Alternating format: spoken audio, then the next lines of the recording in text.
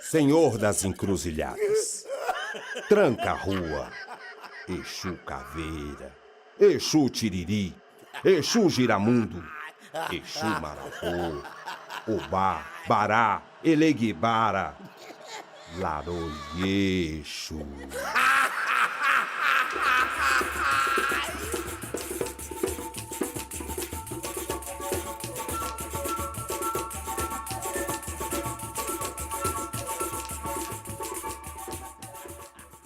O que dizer, né, dos cenas clássicas? Se eu fosse falar o que é cenas clássicas, se eu fosse pensar em cenas clássicas, eu ia pensar na minha trajetória do Giramundo. Então, quando a gente começou a gravar as cenas, algumas pontuais de alguns espetáculos são cenas que eu manipulo, que eu vi meus pais manipularem. Então são cenas que me trazem muita coisa boa na memória. Um lugar afetivo, lugar de reviver, para mim um buraco no tempo, onde a gente pode reviver, revisitar o boneco, uma época, pessoas. Dentro das cenas a gente traz a história, a gente traz música, pintura.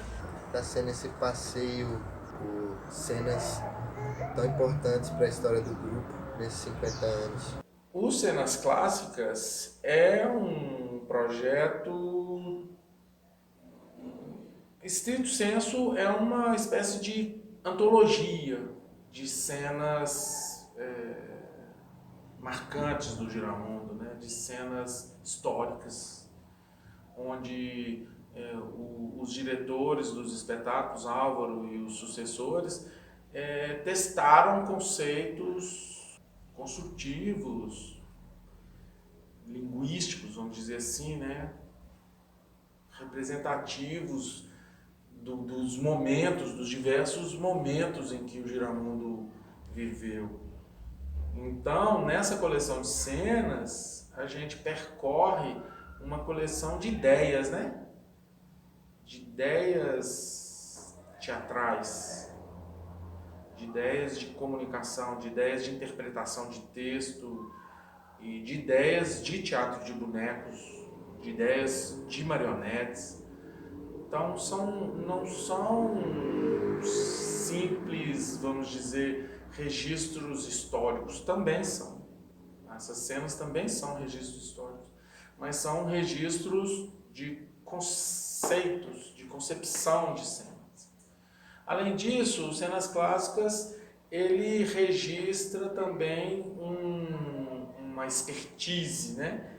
Um know-how do marionetista na manipulação. Claro que a pandemia acelerou o processo de migração do Giramundo para o mundo digital e para o canal de contato com o espectador via internet.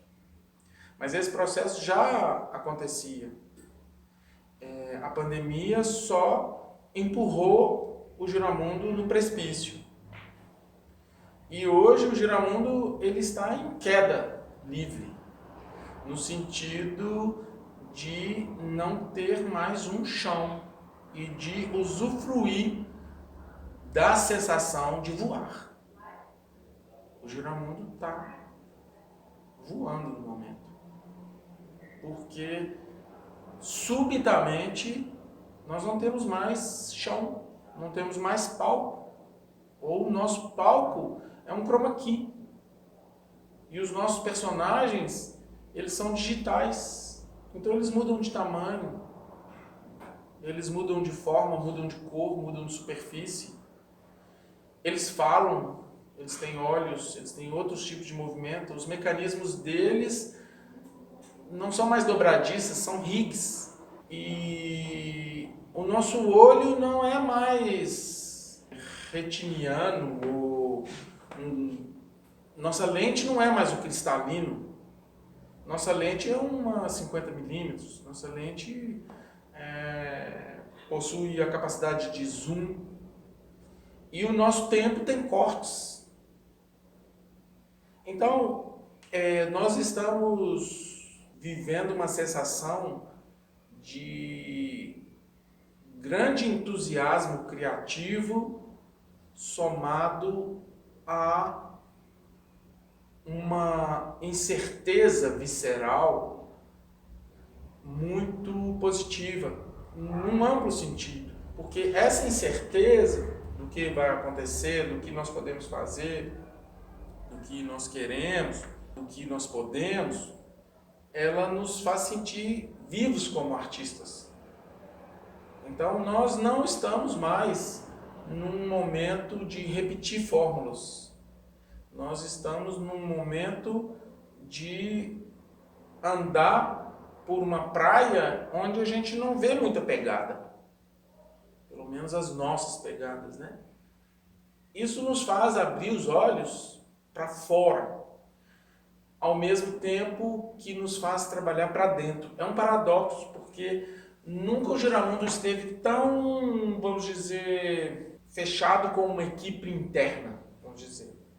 A equipe do Giramundo está muito estruturada, muito pequena, muito ativa, são as mesmas pessoas se desdobrando, ou seja, a nossa força de trabalho criativo é interna.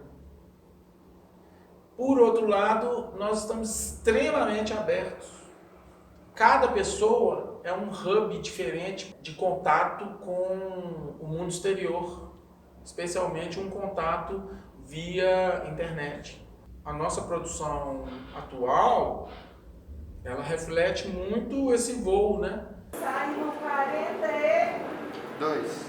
42 avisar para sair. Câmera foi.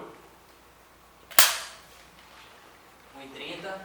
1, 2, 3, 4, 5, 6, 7, 8, 9, 40, 41, saiu. 42. O problema de cenas clássicas é que quando a gente começa a ver uma de um espetáculo, a gente fala, a gente pode fazer essa, a gente pode fazer a próxima, e aquela outra. Então foi uma dificuldade para escolher as melhores cenas, mas nós conseguimos um ótimo resultado. E isso tudo, o gravar as cenas, ele está muito ligado também à manutenção do boneco, ao figurino do boneco, à pintura dele, em que estado esse boneco está. Então, depois que nós selecionamos as cenas, nós fizemos uma pequena revisão nos bonecos, uma pequena restauração nos bonecos, para ver se aquele boneco está apto ali para gravar, porque nós estamos trabalhando com bonecos aí da década de 70, 80, então são bonecos frágeis. Pela impossibilidade de registrarmos os espetáculos em suas versões integrais, pelo custo e pela mobilização que seria necessária de marionetistas e de uma estrutura de gravação para realizar uma coisa desse tipo, uma vez que o Giramundo tem mais de 30 espetáculos, nós decidimos pensar, selecionar de modo cuidadoso as cenas mais significativas de cada um dos espetáculos, principalmente os espetáculos mais importantes na carreira do grupo, para compor uma visão panorâmica da produção viva do Giramundo, não o boneco exclusivamente na sua porção, né, na sua faceta escultórica e móvel, mas o boneco como um instrumento musical que produz som, que produz movimento, né? O boneco pleno, né? O boneco em ação, sob a luz, movido pelo marionetista nessa dupla inseparável, né? Que é o boneco e seu instrumentista, vamos dizer assim, em ação. Então, o Cenas Clássicas ele tem esse objetivo de registrar as cenas mais importantes, as cenas exemplares, né, as cenas marcantes do Giramundo e da produção do Álvaro Apocalipse e também da produção dos anos 2000 dos novos diretores. Está sendo um processo como gravar essas cenas e como trazer essa visão do espectador ali, de quem vai assistir, seja no YouTube, no celular, no tablet, como que essa pessoa vai assistir, que é muito diferente do teatro. Então a gente quer que ocupe a tela inteira e a gente começou fazendo como é feito em teatro mesmo. Então a gente viu que não funcionou tão bem, algumas imagens ficaram menores, então a gente refez. Então esse processo aí do início foi um processo de descoberta, foi um processo de ver a imagem do boneco e ver como ele reage à câmera. Está sendo um desafio enorme a gente conseguir transferir, né, a nossa manipulação dos palcos para a manipulação dos vídeos. E tem sido importante para mim pessoalmente participar de um processo complexo, um processo audiovisual em todas as suas etapas, né? A produção do roteiro, a produção do storyboard, a definição da cena, a definição da luz da cena. Tem sido uma oportunidade de aprender muito com o processo do audiovisual e principalmente tem sido uma oportunidade de conhecer o trabalho do Giramundo. Mesmo a gente aqui dentro tem uma experiência de que o Giramundo é tão grande, tem tantos bonecos, que a gente próprio, que chega assim depois, que nem eu assim, não conhece todas as coisas. Então eu tô conhecendo os bonecos do Giramundo, o que eles fazem, como são as cenas, assim. Então visitar esses espetáculos está sendo uma oportunidade para mim, pessoal, muito grande. Preciso puxar essa luz para cá, ou sinal para a gente gravar isso aqui. Por exemplo, tem algumas coisas. Abrir o balcão para passar não é difícil também. Não é difícil. O negócio é resolver para a gente já ganhar tempo disso, né? Vamos tentar só com foco de luz na cabeça atrás do balcão. Assim, um pouco atrás, assim. E para o Giramundo eu acho que está sendo uma oportunidade de ampliar assim, o que ele faz, porque dentro do audiovisual a gente está percebendo agora possibilidades de manipulação, por exemplo, não só do boneco, mas da câmera, da luz e de todo o movimento em si para contar nossas histórias, assim, trazer um pouquinho do nosso olhar. A outra situação foi bastante interessante também, que a gente foi descobrindo aos poucos, é como que esse boneco interage com a câmera, né? Então, como que ele chega perto ali da pessoa que está do outro lado. E isso foi uma situação que foi surgindo, ela foi acontecendo e a gente foi aprendendo a divertir com esse tipo de situação. E o making of também deve ter ficado muito bacana, porque a gente se divertiu muito e a gente pôde reaprender a manipular, né? Depois de ficar um período sem apresentações, a gente reaprendeu a manipular, reaprendeu a encenar de uma outra forma, de um outro jeito. Tá na sua cara. Cega, vesgo, Sua caolha, topeira, idiota.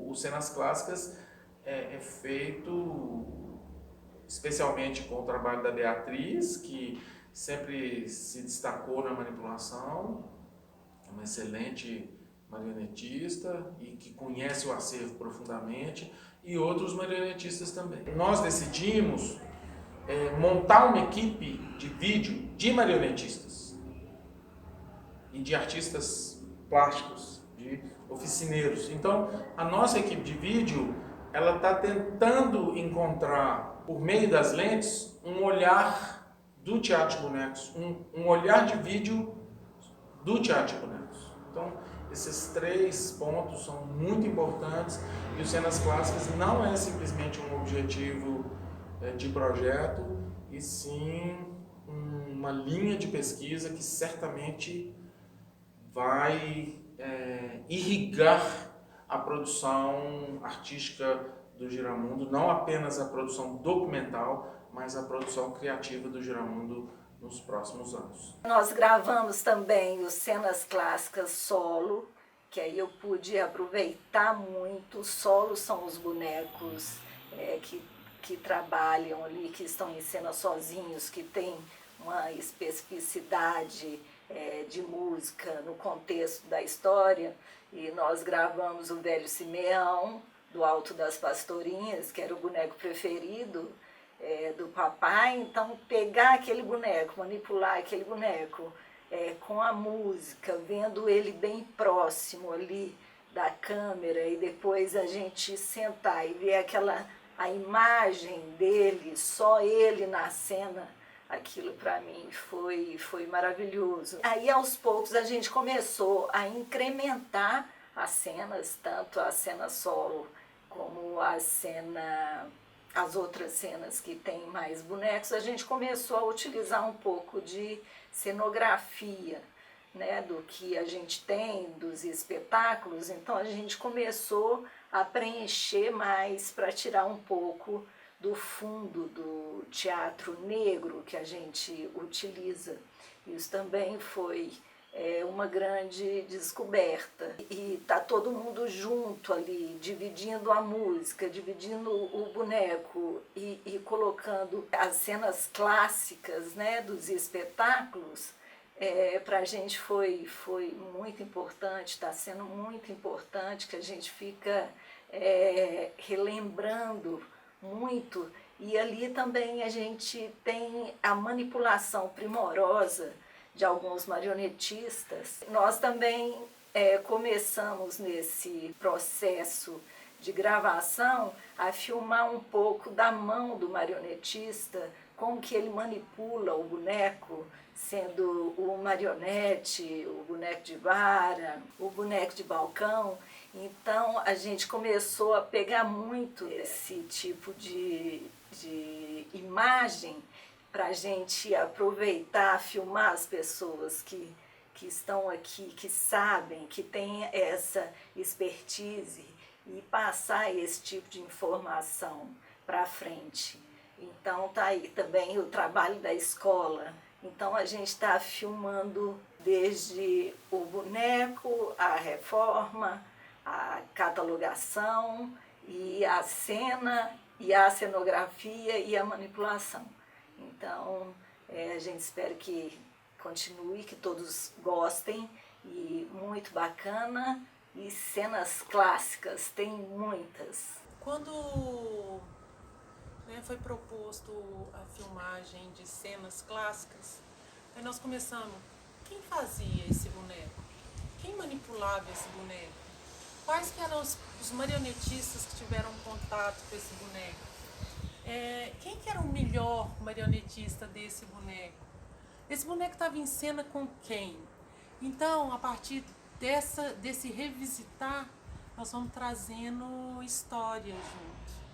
E existem cenas que não podem ser remontadas, porque já não existe mais cenário, a gente não sabe direito ainda como trazer a trilha, porque ainda tem trilha de rolo, enfim. Mas é uma oportunidade de revisitar esse lugar da instituição há 50 anos para trás. O Cenas Clássicas registra um jeito de manipular bonecos que veio passando ao longo das gerações, de mão em mão, literalmente. Porque como o Giramundo surge numa era pré-vídeo, a aprendizagem de operação dos bonecos ocorria num modo muito tradicional. Um modo que a gente vê em formas bastante antigas e tradicionais de teatro de bonecos, que é o modo professor-aluno, mestre-aprendiz, né?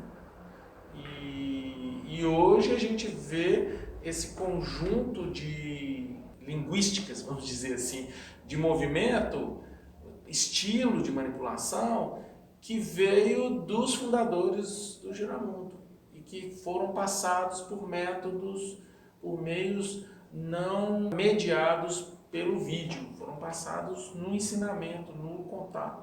Isso é uma característica muito legal, muito interessante do Giramundo, né? Essa aprendizagem no tete a tete, assim, né? Junto com os aprendizes, e como que determinadas formas de se manipular os bonecos vão passando de geração para geração. Então, cenas clássicas também fazem. Oi, acabou a música? Acabou. Aí agora você vai se divertir. Aí você deita ele e tira o capuz e vai se divertir. Pode ser um de cada vez? Pode.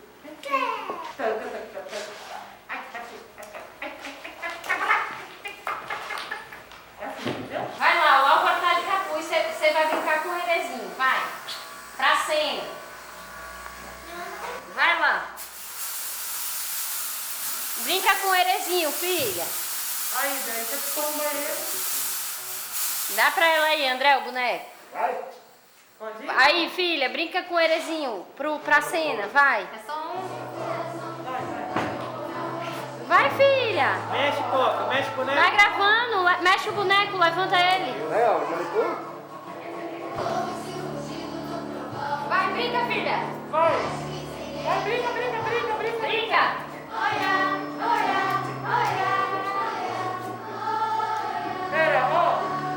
Pera, brinca aí. Agora deita ele. Deita o herê, deita o boneco, filha. Agora Tira o capuz. Tira o capuz, corre.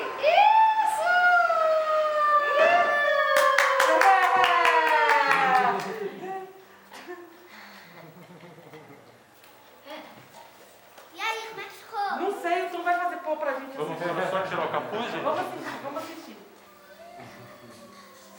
Mas não precisa de aplausos. E você não precisa virar, não, porque ele tá gravando. Enquanto ela cortou, Você passa lá na Vem lá, na seu cachê. Vem cá com a mamãe. Eu quero R$5. Tudo bem, você merece. Eu também. A gente tava gravando uma cena pro clipe da palavra cantada. Qual cena que vocês gravaram? A dos herês. E qual que é o nome do espetáculo que vocês gravaram agora? Os orixás. Como é que foi pra vocês dois manipular boneco? Acho que foi legal. O que você acha, Aurora? Muitos bonecos. Muitos bonecos. Foi muito bom. Quando que foi a primeira vez que você manipulou boneco, Álvaro? Não, acho que 2018. 2017. Não fiz. Qual que é o boneco que você mais gosta de manipular? Ah, tem tantos. Por que você só faz pergunta difícil? E seu boneco preferido, qual que é? Todos. O meu também é todos. Muito bom. Eu gosto dos caranguejos, dos peixes. Eu gosto dos caranguejos também. Eu gosto dos atabaques. Eu gosto das tatas. Eu também. Eu gosto até desse aqui, feio. Eu gosto desse daqui. Não, isso daí é uma garrafa. Hoje é uma garrafa, olha. Sou o Rei Bimbo I, filho do Rei Bomba, neto do Rei Bola. Sou o maior rei do mundo, tenho de tudo. Castelos, terras, lindos bosques, armas, exércitos, súditos leais, milhares, milhões de súditos, joias, riquezas, tudo, tudo. Mas ai de mim, não tenho herdeiros. Ai, não tenho herdeiros. Ai, não tenho herdeiros. O que vale um rei rico sem herdeiros? A Bela, o primeiro espetáculo do grupo, então é clássico imediato, né? Camisa 10 até. É um espetáculo bastante curioso nesse sentido. Foi um primeiro... Foi se atirar, acho que meio sem muita preocupação, porque era uma coisa caseira. Depois teve um segundo momento que foi levar para o teatro, e aí fazer uma estreia, o Giramundo se tornar um grupo de fato, de se expor ao público.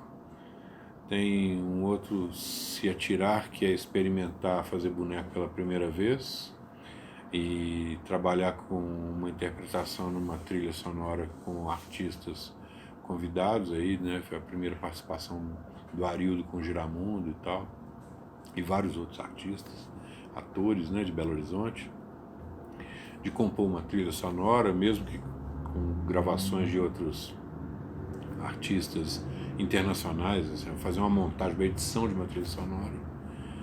Então esse é o primeiro momento, né? Fazer uma estreia, fazer uma luz, ou seja, se ocupar do teatro pela primeira vez. Depois, em 1976, teve um apuro técnico de construção, de se fazer também um suporte cenográfico, de fazer uma luz específica para esse suporte cenográfico, e de uma nova coleção de bonecos que foi melhor pensada, mais estudada do ponto de vista de desenho, de execução, de criação dos bonecos e tudo mais. E aí havia também uma condição muito mais refinada do ponto de vista da manipulação, que os bonecos melhoraram, tinham mais possibilidades e tal.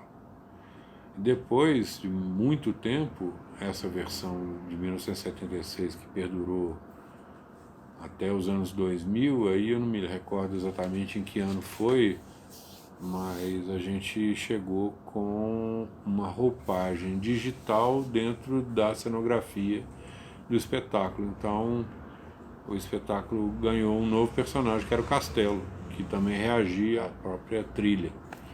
E eu acho que isso trouxe uma nova dinâmica para o espetáculo, trouxe um ar de modernidade, vamos dizer assim, mas e muito curioso, né? Porque é um castelo que vinha com a proposta lá de 70, de 71, reagindo a uma condição nova da tecnologia atual aí de se fazer uma projeção mapeada. Então acho que a Bela adormece, nunca morre. Olha lá que alvoroço, que correria! O que acontece lá? Onde? Lá! No meio, 3 figuras. Cada uma de uma cor. Azul, verde, rosa.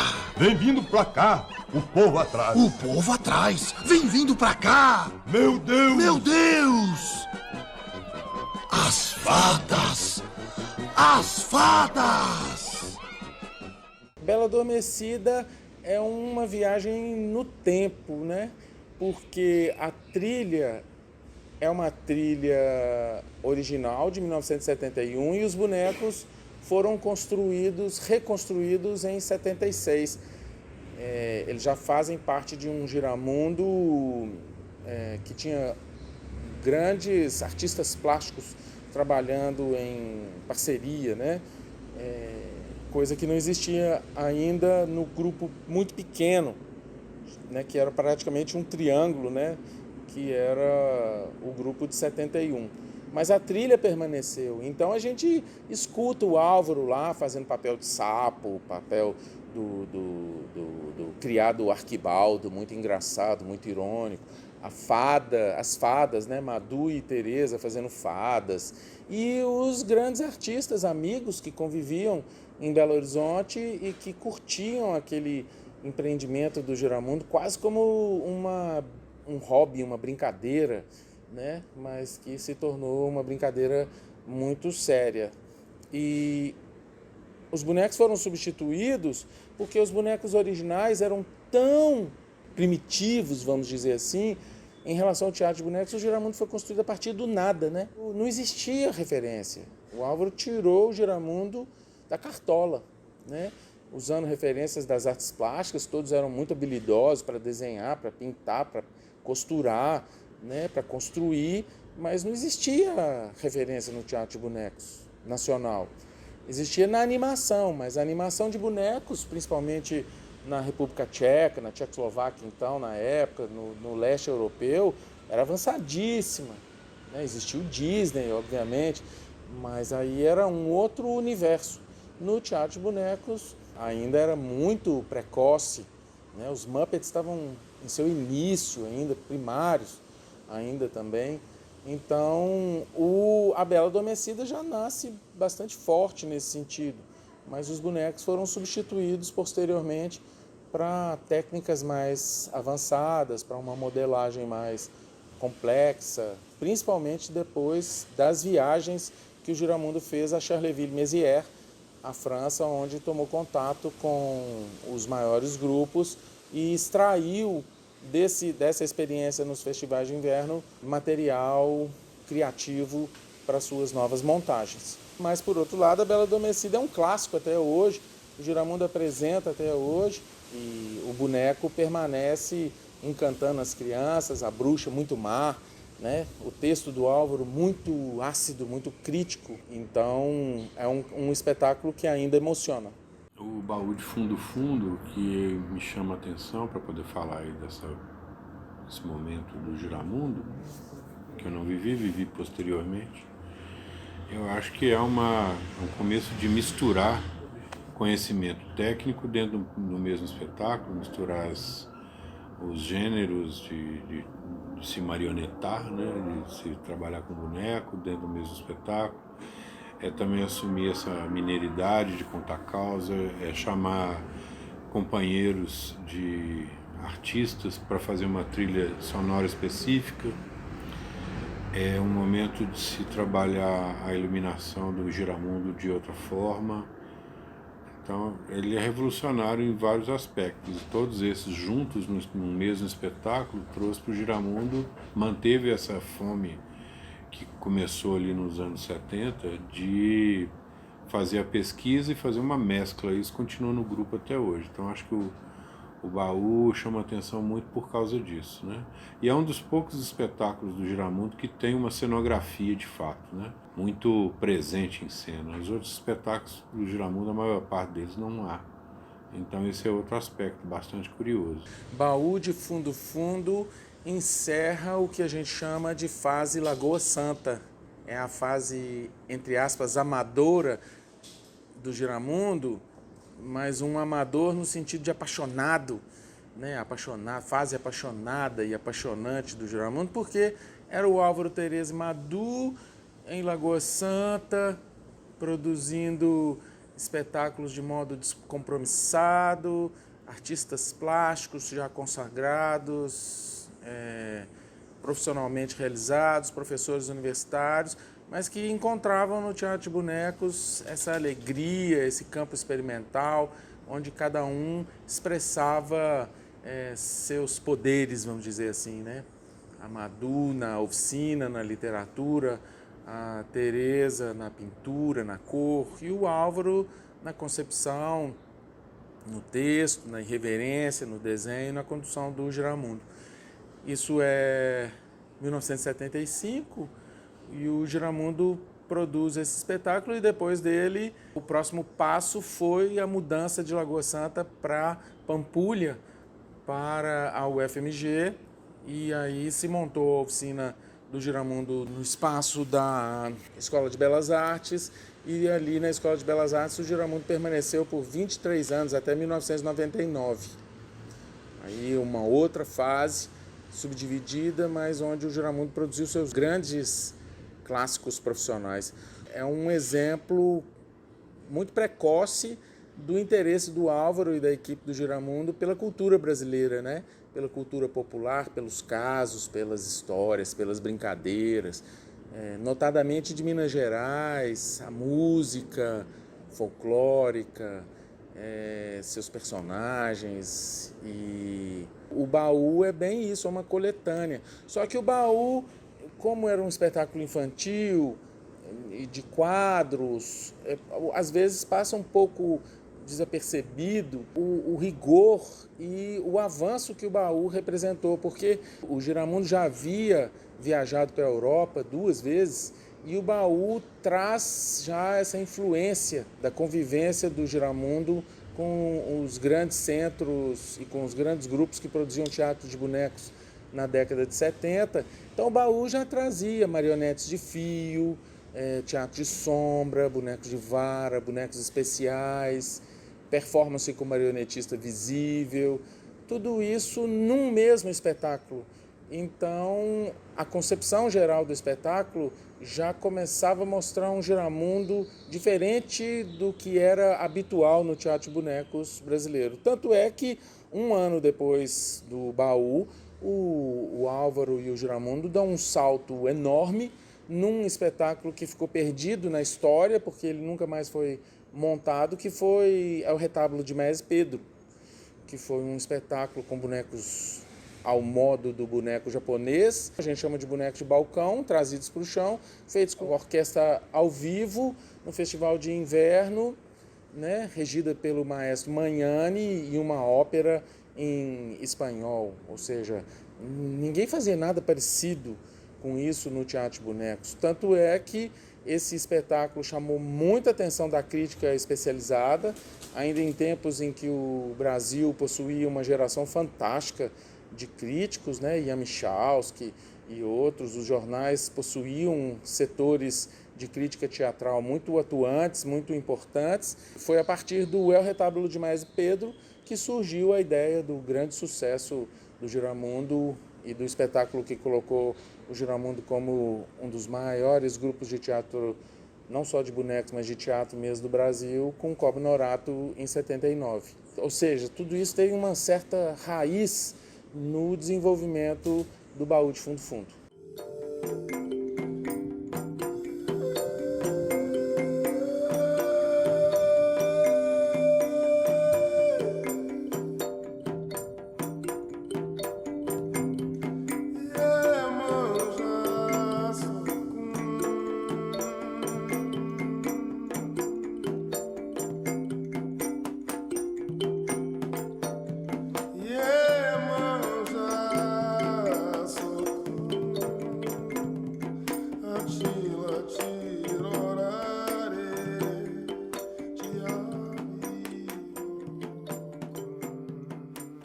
Os orixás também que a gente gravou foi uma coisa muito interessante, porque ele tem a música, e a música dita o movimento do boneco. Então, o boneco se movimenta de acordo com o som.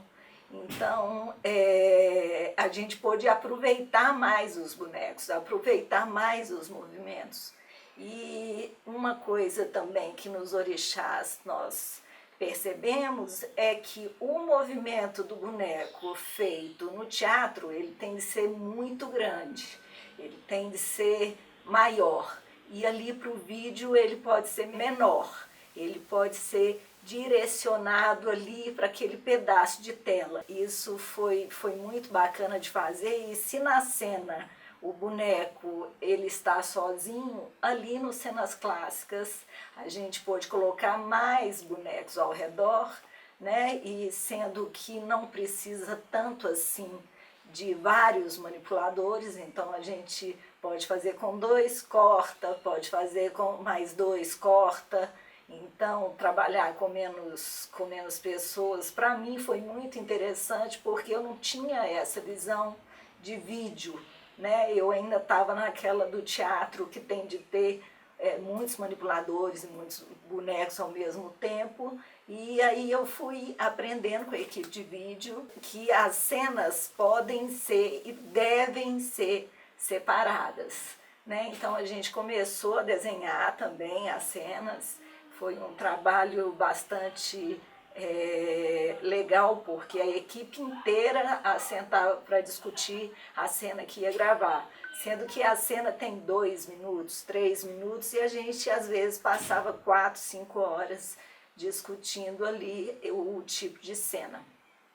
A gente pôde aproveitar também o movimento da câmera e da ação do boneco de acordo com a história, como na cena do Exu e da Mãe Santo, que a gente se afastou bastante, usou o carrinho que a gente fez aqui no Giramundo também, que isso é muito legal, que a gente vai aprendendo a utilizar os materiais que a gente que a gente tem aqui, né? Então a gente fez tudo meio utilizando o que a gente tem em benefício da câmera, né? Os orixás também, pela própria história, ele é clássico porque é o último espetáculo do Álvaro, né?